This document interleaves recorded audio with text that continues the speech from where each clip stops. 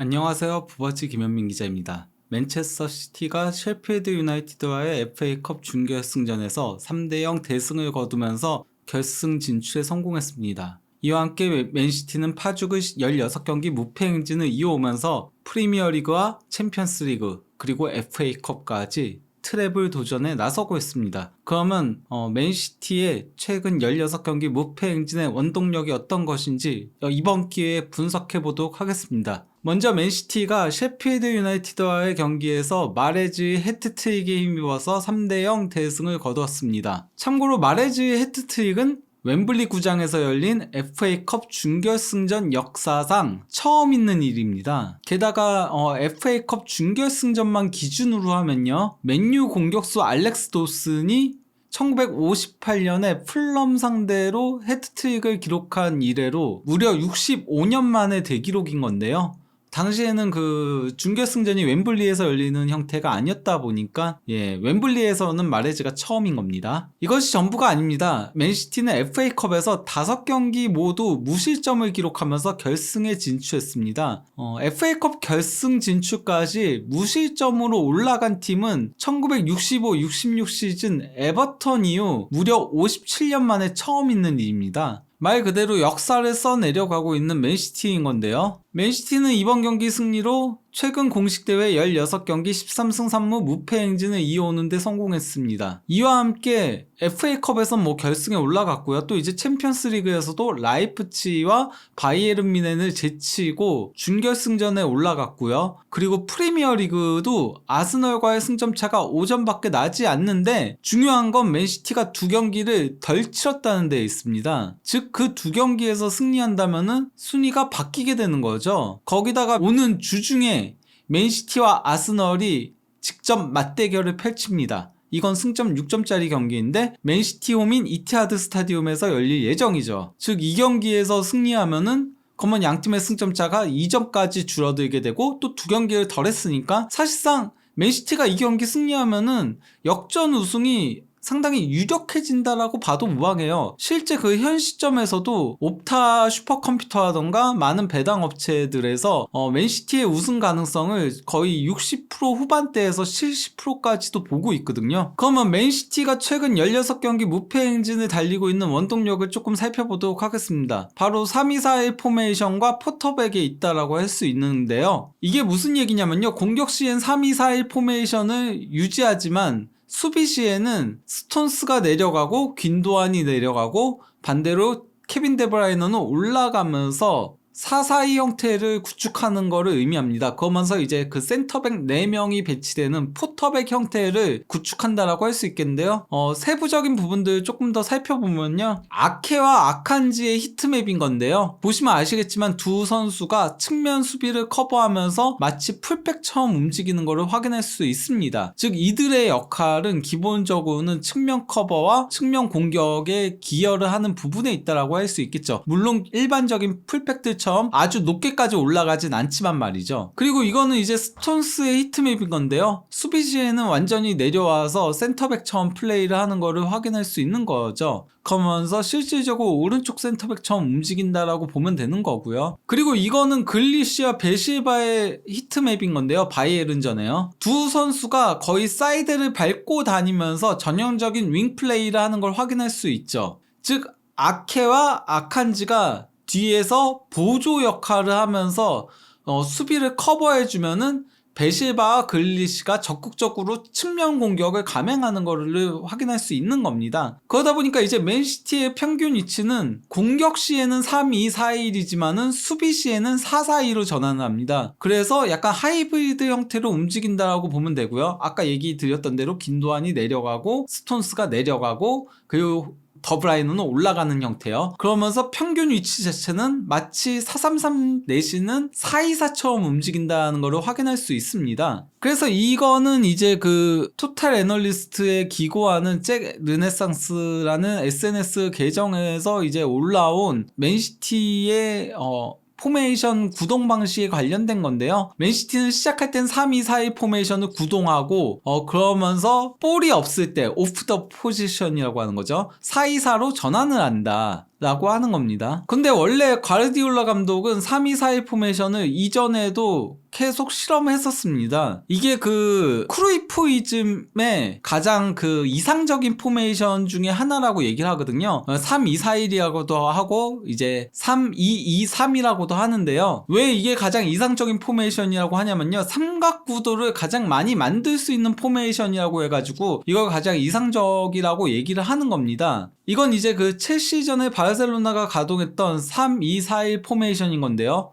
당시에 그 좌우 윙백 혹은 윙에 윙 플레이어에 산체스와 쿠엔카를 배치한 거를 확인할 수 있는 거죠. 하지만은 이 경기에서 2대2 무승부에 그쳤고, 그러면서 바르셀로나는 챔피언스리그 준결승전에서 첼시에게 탈락의 고배를 마셔야 했습니다. 이때가 바로 그 첼렘덩크 시절인 거죠. 페르난도 토레스가 경기 막판에 골을 넣으면서 말이죠. 그리고 바이에른 뮌헨 감독 시절에는 바르셀로나를 상대로 3-2-4-1 포메이션을 가동했습니다. 여기 그 밀러가 투토처럼 올라가 있는 걸로 나와 있긴 하지만 사실 레반도프스키 원톱에 밀러, 슈바인슈타이거 두 명의 공격형 미드필더에 좌우 윙에 이제 베르나트, 티아고에 그리고 또 이제 두 명의 수비형 미드필더에 알론소와 람이 서는 형태였거든요. 하지만은 이 경기에서 메시에게 멀티골을 허용하면서 0대3 대패를 당했던 거였죠. 바르셀로나 시절과 바이에른 감독 시절에 3-2-4-1 포메이션이 제대로 구동하지 못했던 거는 결국 측면 수비 커버 실패에 있습니다. 그러다 보니 이제 그 첼시를 상대로는 오른쪽 윙으로 나왔던 하미레스에게 실점을 허용을 했던 거였고요. 그리고 이제 바이에른 감독 시절에 바르셀로나 상대로는 좌우 윙포워드들인 메시하고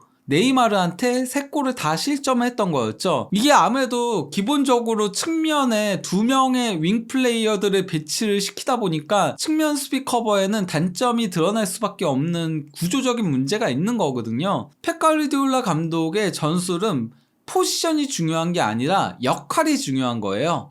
윙 플레이를 하는 선수, 그리고 직선적으로 플레이를 하는 선수, 볼을 점유하고 뿌려주는 선수, 이런 식으로 역할을 분배를 한다라고 보면 되는 건데요. 근데 이제 3-2-4-1 같은 경우는 윙 플레이어가 좌우에 한 명씩밖에 없다 보니까 측면 수비 커버에서 문제가 드러나는 구조적인 단점이 있는 거죠. 근데 맨시티에서는 3-2-4-1 포메이션이 가능한 이유는 어떤 거냐면요, 바로 이제 풀백을 겸용할 수 있는 아케와 아칸지의 존재가 크다라고 할 수 있겠습니다. 아케는 왼쪽 풀백과 센터백을 볼 수 있는 선수고요. 그리고 또 이제 그 아칸지는 센터백과 오른쪽 풀백을 소화할 수 있는 선수들입니다. 그러다 보니까 이들이 넓게 퍼지면서 센터백 겸 풀백 역할을 수행을 할 수 있는 거죠. 비단 아케와 아칸지만이 아닌 맨시티는 멀티 포지션 소화가 가능한 센터백들로 구축되어 있어요. 후벤 디아스만 유일하게 선수 경력 내내 센터백으로만 뛰었던 선수였고요. 다만 이제 후벤 디아스도 재능을 놓고 보면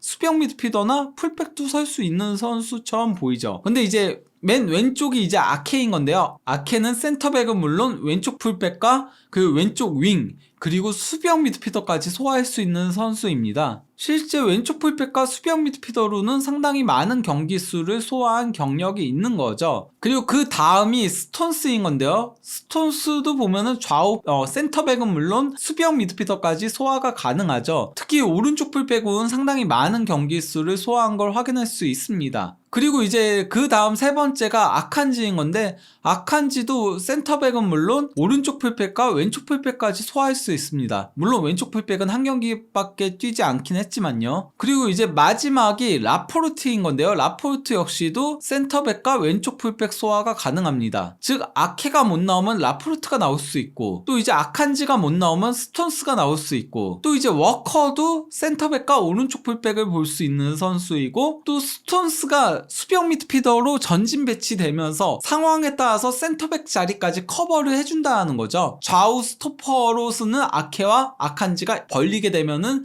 스톤스가 내려와서 그 자리를 커버를 한다라고 할 수 있겠습니다. 여기에 더해 그 4-4-2 포메이션은 기본적으로 두 줄 수비를 하면서 압박에 용이하고 또 역습에 용이한 포메이션으로 유명하거든요. 근데 맨시티가 역습이 가능한 이유는 바로 더브라이너와 홀란의 존재에 있습니다. 두 선수 모두 모두 역습에 매우 강한 유닛들이거든요. 더브라이너는 한 번에 쭉쭉 찔러주는 패스와 크로스에 능하고요. 홀란은 상대 수비 뒷공간으로 파고들어서 한 방에 마무리하는 능력이 있는 거죠. 그러다 보니까 홀란은 현재 유럽 5대 리그 선수들 중에서 가장 많은 골을 넣고 있고요. 더브라이너는 유럽 5대 리그 선수들 중에서 가장 많은 도움을 올리고 있는 겁니다. 맨시티는 원래 그러니까 만들어가는 축구를 하던 팀이었잖아요. 과르디올라 감독 체제에서. 하지만 최근 들어서 역습골이 상당히 많이 나오고 있는데요.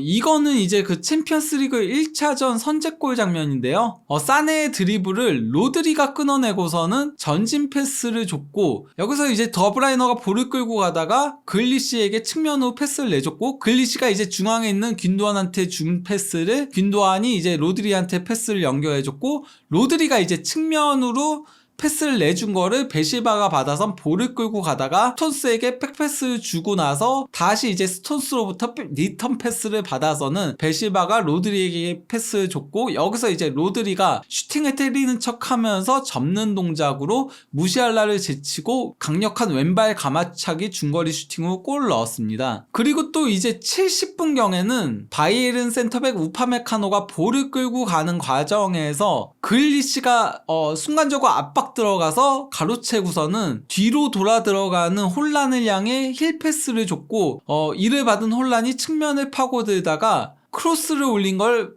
먼 포스트에서 쇄도에 들어오던 베실바가 헤딩 슈팅으로 골을 넣었습니다. 그러다 보니 이제 그 챔피언스리그 1차전에서 이게 공격 위협도 그래프인 건데요. 맨시티의 첫 두 골이 바이에른이 공격을 하고 있을 때 역습으로 도리어 골을 넣은 거죠. 평상시에 펩시티에서는 볼 수 없는 모습들이라고 할 수 있겠는데요. 비단 이것이 전부가 아닙니다. 챔피언스리그 2차전에서도 선제골이 같은 과정에서 나왔어요. 57분경에 코망의 크로스를 에데르송이 차단하면서 이제 뒤로 흐른 거를 스톤스가 걷어냈고요. 이 스톤스가 걷어낸 걸 혼란이 하프라인 지점에서 헤딩으로 떨궈준 걸 더브라이너가 받아서 그대로 드리블로 치고 가다가 스루 패스를 연결해준 걸 혼란이 받아서는 그대로 드리블로 치고 가서 왼발 슈팅으로 선제골을 넣은 겁니다. 당연히 챔피언스리그 2차전 공격 위협도 그래프를 보더라도 기본적으로는 바이에른이 더 공격을 많이 했으나 바로 이제 바이에른이 공격하던 지점에서 맨시티의 골이 나왔던 거였죠. 이번 FA컵에서도 이런 장면이 나왔는데요.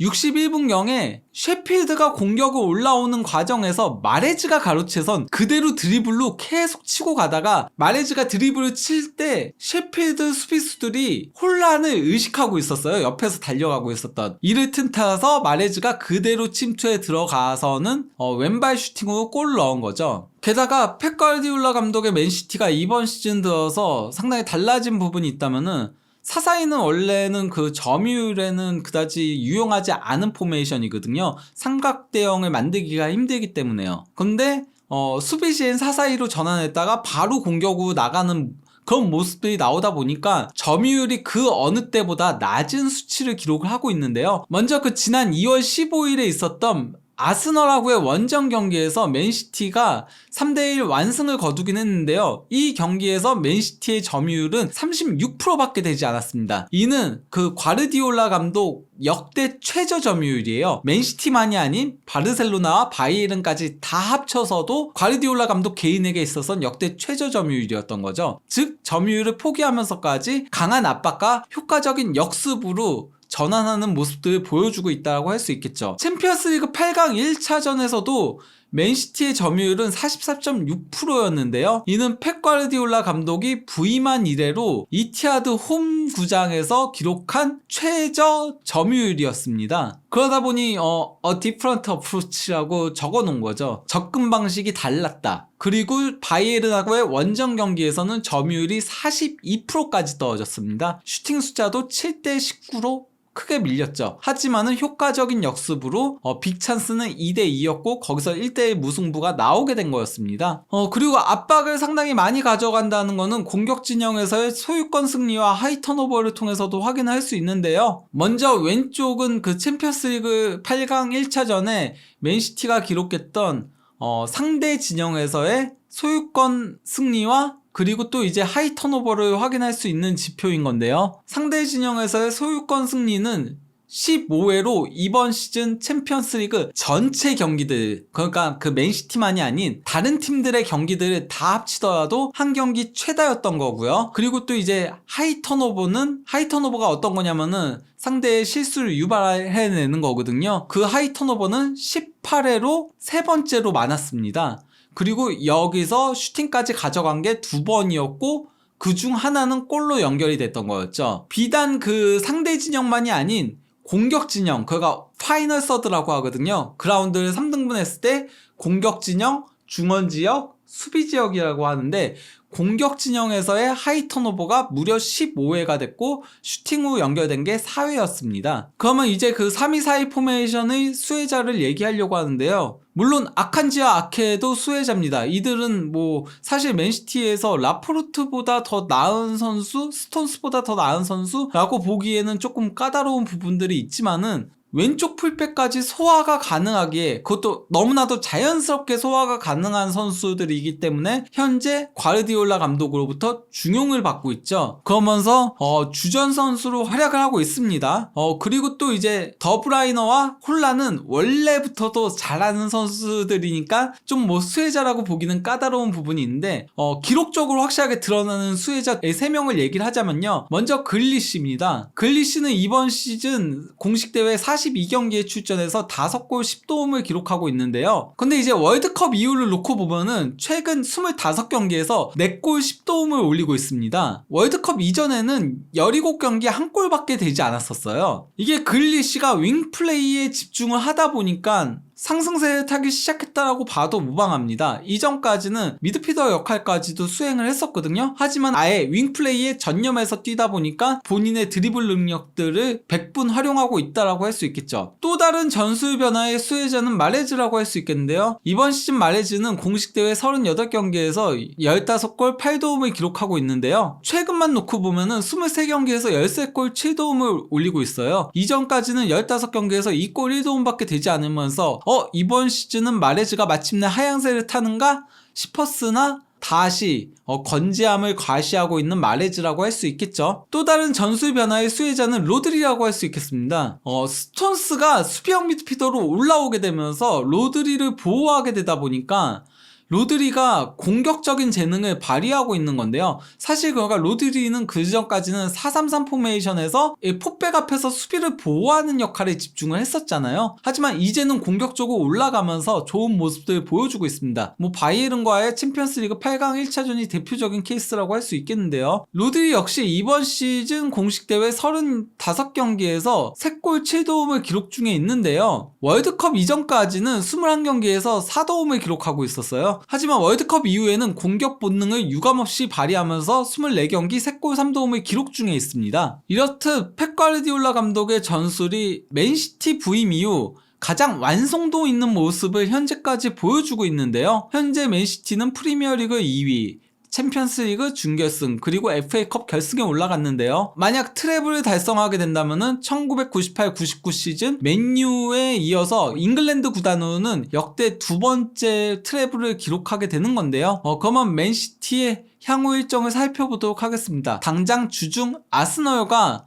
맞대결이 있고요. 그리고 이제 주말 풀럼전을 거쳐서 웨스트햄, 리즈 유나이티드, 그리고 레알 마드리드하고의 챔피언스리그 준결승 1차전, 그리고 에버턴, 그리고 다시 레알 마드리드와의 챔피언스리그 준결승 2차전, 그리고 첼시, 브라이턴, 브렌트포드, 그리고 FA컵 결승전이 있을 예정입니다. 맨시티 트래블 도전에 있어서 가장 분수령은 아스널전과 레알 마드리드와의 챔피언스리그 준결승 1, 2차전이라고 할 수 있겠는데요. 과연 맨시티가 지금의 상승세를 이어가면서 트래블이라는 대위협을 달성할 수 있을지 한준TV에서도 앞으로의 경기들을 면밀히 체크해보고 분석 영상들을 지속적으로 올리도록 하겠습니다.